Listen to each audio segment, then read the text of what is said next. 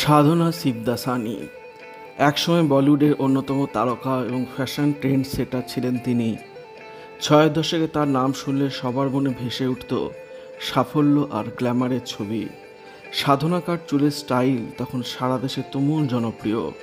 প্রথম সারির তারকাদের সঙ্গে কাজ করে সাধনা প্রায় এক দশক ধরে শাসন করেছেন সেলুলয়েড। আজও তার অভিনয় সবার কাছে অম্লান। কিন্তু এই সোনালি দিনের সমাপ্তিতে জীবনে নেমে আসে আর্থিক কষ্ট, আইনি ঝামেলা এবং চূড়ান্ত একাকিত্ব। আজ শোনাব সাধনার জীবন কাহিনী, তাই ভিডিওটি শেষ পর্যন্ত দেখুন আর অবশ্যই চ্যানেলটি সাবস্ক্রাইব করুন।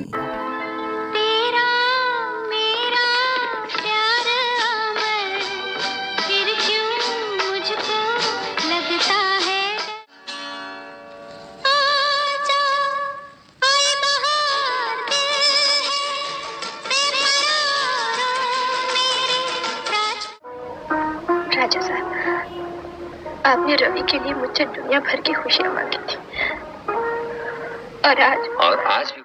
সাধনার জন্ম 1941 সালের 2রা সেপ্টেম্বর করাচিতে। দেশভাগের পর তার পরিবার ভারতের বিভিন্ন শহর ঘুরে শেষমেশ মুম্বাইয়ে বসতি গড়ে তোলে। তার কাকা হরি শিবদেশানিও ছিলেন অভিনেতা। করিশ্মা ও করিনা কাপুরের মা ববিতা তার খুড়তুতো বোন।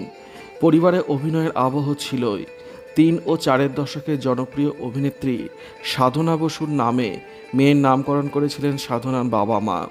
তখন অবশ্য তারা স্বপ্নও ভাবেননি ভবিষ্যতে এই শিশুও শাসন করবে বলিউড। স্কুল জীবন থেকেই তিনি স্বপ্ন দেখতেন অভিনেত্রী হওয়ার। কলেজ জীবনে নিজেই অভিনয় শুরু করেন নাটকে। সেরকম একটি নাটকে তাকে দেখে পছন্দ হয়ে যায় সিন্ধি ছবির নির্মাতাদের। সাধনা অভিনয় করেন ভারতের প্রথম সিন্ধি ছবি আবানায়।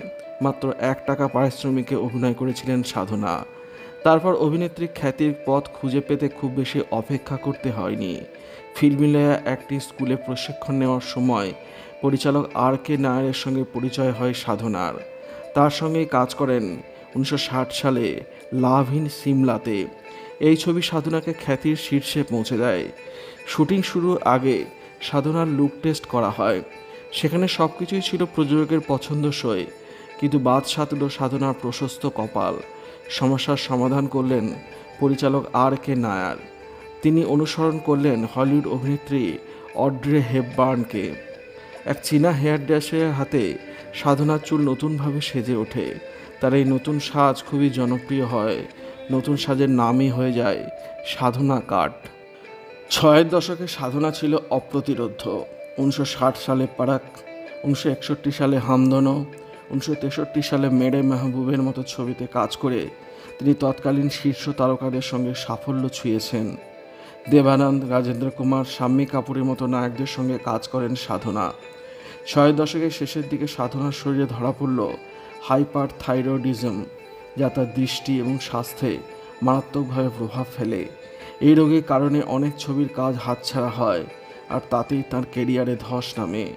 তবুও 1969 সালে ইন্তেকাম এবং এক ফুল দোমালি ছবিতে ফিরেছিলেন তিনি, কিন্তু আগের মতো তার সেই গতি আর ফিরে আসেনি। 1995 সালে স্বামী RK নায়ারের মৃত্যুর পর সাধনার জীবন অন্ধকারে তলিয়ে যায়।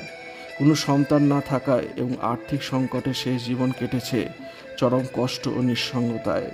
শেষ দিকে ওয়াহিদা রহমান, আশা পরেখ, হেলেন এবং নন্দার মতো পুরনো সঙ্গীরাই ছিলেন তার একমাত্র আশ্রয়। জীবনের শেষ বছরগুলি কেটেছিল বাড়ির মালিকের সঙ্গে সমস্যা এবং আর্থিক সংকটে। সঙ্গে ছিল আইনি ঝামেলা।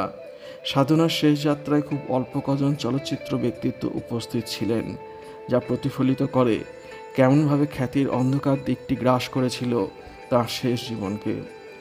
যদিও সাধনার শেষ কটি বছর কেটেছিল কষ্ট আর একাকিত্বে, তবুও তার অভিনীত চরিত্র, স্টাইল এবং ফ্যাশন আজও মানুষের মনে অম্লান। সাধনা শিবদেশানি এমন এক নাম যাকে ভোলা যায় না, তবু তিনি অভিনেত্রী ছিলেন না, ছিলেন সময়ের এক প্রতীক। শোনা যায় নিজের সেরা সময়ের মহার্ঘতম নায়িকা সাধনার বার্ধক্য বড় অংশ কেটেছিল আশা ভোসলের আশ্রয়ে। ভিডিওটি আপনার কেমন লাগলো কমেন্টের মাধ্যমে লিখে জানাবেন আর অবশ্যই চ্যানেলটি সাবস্ক্রাইব করবেন। ধন্যবাদ।